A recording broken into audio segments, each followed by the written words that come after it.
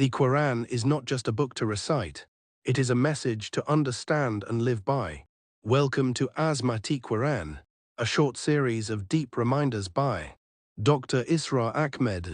हुवा खैरुम मिम्मा यजमऊन, जो कुछ दुनिया जमा करती है, जिनको कीमती अशिया समझकर लोग जमा करते हैं, उनसे कहीं बढ़कर कीमती ये कुरान है। तो हजरत अबू बकर से ये मरवी, हजरत उमर से इन्नल्लाह यरफउ बिहाज़ल किताबि अक़वामन व यज़उ बिही आखरीन, हजरत उस्मान से खैरुकुम मन तअल्लमल कुरान व अल्लमा। अब आइए हजरत अली सैयदना अली रज़ी अल्लाह तआला अन्हु, वो हदीस तवील तरीन है जो मदह कुरान में मुहम्मदुर रसूलुल्लाह से मरवी है सल्लल्लाहु अलैहि वसल्लम। पूरी हदीस मुझे याद भी नहीं है और उसका वक्त भी नहीं है, लेकिन बड़ी प्यारी हदीस है। इस एतबार से आगाज कैसे हुआ, हजरत अली फरमाते हैं क़ाल रसूलुल्लाह सल्लल्लाहु अलैहि वसल्लम इन्नहा सतकूनु फितनतुन, अनकरीब एक बहुत बड़ा फितना रूनुमा होगा। हुजूर ने खबर दी फितने की। हजरत अली फरमाते इस पर मैंने अर्ज किया, कुल तो मैंने अर्ज किया मल मखरजु मिनहा या रसूलल्लाह, ए अल्लाह के रसूल उससे निकलने का रास्ता कौन सा होगा। देखिए ये लिखा हुआ एग्जिट, निकलने का रास्ता। और आमतौर पर आपने देखा होगा बड़े हॉल्स में ये सुर्ख रोशनी होती है, इसमें उसका एहतमाम किया जाता है कि अगर खुदा ना खास्ता को हादसा हो जाए, लोगों को मालूम हो निकलने का रास्ता कौन सा, ये मखरज है। हुजूर ने खबर दी कि फितना होगा। तो देखिए मैं एक बात अर्ज किया करता हूं, जरा तवज्जो कीजिए। हमारा हाल क्या है, हम बड़े रैशनलिस्ट किस्म के लोग हैं, ये जमाना रैशनलिज्म का है। अगर हम होते तो क्या पूछते, वो फितना क्या होगा, क्यों होगा, कहां से आएगा। हमारे सवाल ये होते कब आएगा, क्यों, कहां, कब, कैसे। इन सब की हैसियत इल्मी सवालात की है।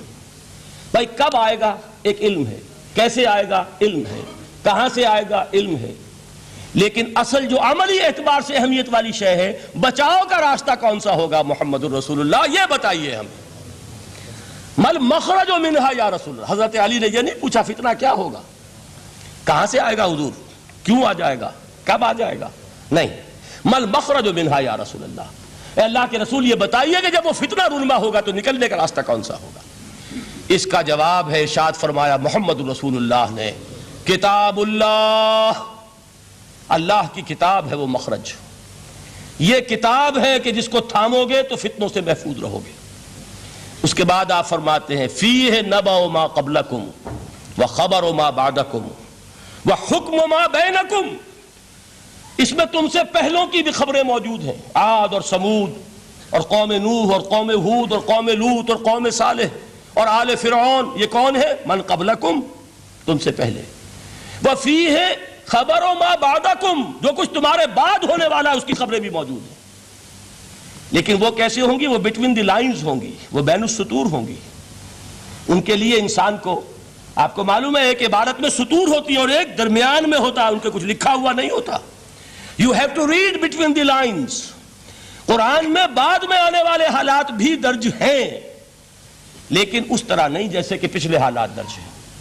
उसके लिए जरा इन डेप्थ पॉन्डरिंग ओवर, गौर व फिक्र और तदब्बुर की जरूरत होगी। वह हुक्म मा बैनकुम, और जितना इख्तिलाफात तुम्हारे अंदर पैदा होंगे ता क़याम क़यामत, उन सब का फैसला भी इस किताब में मौजूद है। वह हुवा हब्लुल्लाहिल मतीन वह हुवा ज़िक्रुल हकीम, यही तो है। वह हुवा सिरातुल मुस्तकीम, सीधा रास्ता। और कौन सा, यही कुरान तो है। हर रकत में कहते हो इहदिनस सिरातुल मुस्तकीम, और कुरान दिया हुआ है उस पर गौर नहीं करते। अजीब तमाशा है हमारा, नमाज की हर रकत में इहदिनस सिरातुल मुस्तकीम, और हुजूर फरमाए वह हुवा सिरातुल मुस्तकीम, सिरातुल मुस्तकीम ये कुरान ही तो है। अज़्ज़िक्रुल हकीम ये कुरान ही तो है। वह हुवा हब्लुल्लाहिल मतीन, और यही है अल्लाह की मजबूत रस्सी। आपने कारी साहब से वो आयात सुनी सूरह आले इमरान की, वअतसिमू बिहब्लिल्लाहि जमीअन वला तफर्रकू, अल्लाह की रस्सी को मजबूती से मिलजुल कर थामो और तफरके में मुब्तला ना हो। तफरका होगा तो क्या होगा, तुम्हारी हवा उखड़ जाएगी। आज आपको मालूम है दुवल अरब अगर ये यकजा हो जाए, एक दिन के लिए इसराइल कायम नहीं रह सकता। अमेरिका नहीं, अमेरिका का बाप उसे कायम नहीं रख सकता। अगर उम्मत अरब ही जमा हो जाए, आलम इस्लाम तो बड़ी शय है।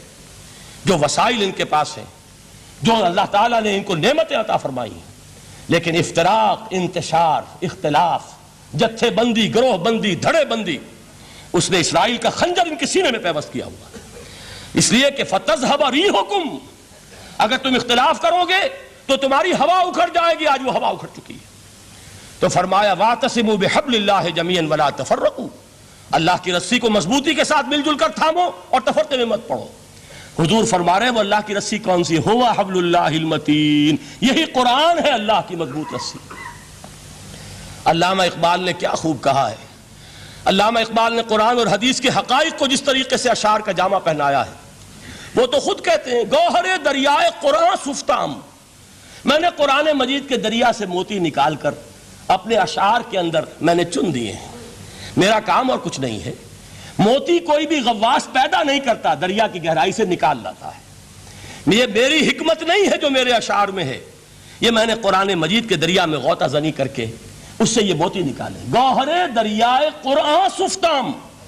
اب دیکھیے اسی حدیث کے اس ٹکڑے کو کیسے شعر میں لائے ہیں۔ از یک آئینی مسلمان زندہ است، پے کرے ملت ز قرآن زندہ ہست۔ مسلمان کی زندگی تو ایک آئین کے بدولت ہے، یہ آئین قرآن۔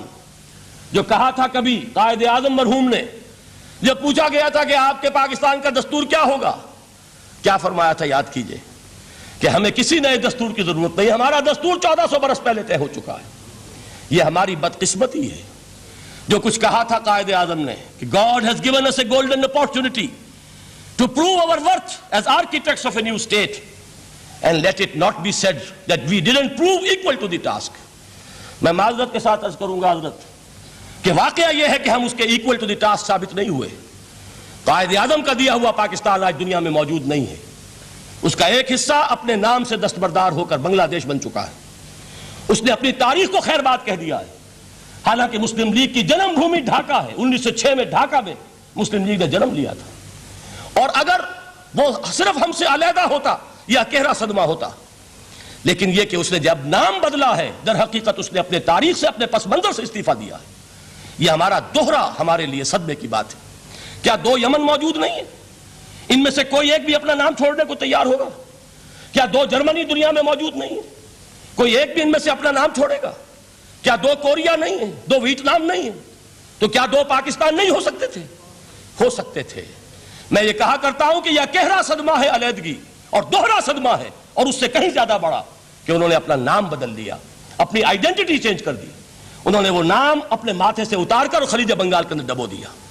یہ بہت بڑی سزا ہے جو ہمیں ملی ہے۔ کیوں ملی ہے؟ کہ ہم نے 25 برس تک اس جس کو کہا تھا کہ وہ ہمارا آئین ہے، اس کو آئین نہیں بنایا۔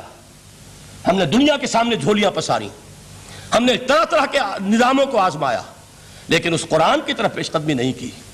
اللہ تعالیٰ ڈھیل دیتا ہے لیکن سزا بھی بہت سخت ہوتی ہے۔ ان بطش ربک لشدید، وہ ہم پر کوڑا برسا ہے۔ تاریخ انسانی کی عظیم ترین شکستوں میں سے ایک شکست ہے کہ جو ہمارے ماتھے پر کلنک کے ٹیکے کی طرح موجود ہے۔ اللہ کرے کہ آئندہ یہ تاریخ اپنے آپ کو نہ دہرائے، لیکن میں عرض کر دیتا ہوں آپ سے، جو ہمارے لچھن ہیں، جو ہمارا طرز عمل ہے، جو ہمارے لیل و نہار ہیں، جو ہمارا انداز ہے، اللہ کے دین کا استہزاء اور تمسخر، جس طرح اللہ کے ساتھ مذاق ہم کر رہے ہیں، اس کا شاید اس سے بھی کہیں زیادہ برا نتیجہ نکلے۔ اللہ مجھے اور آپ کو اور ارض مقدس پاکستان کو اس انجام سے بچائے، لیکن اس کے لیے کام کرنا ہوگا۔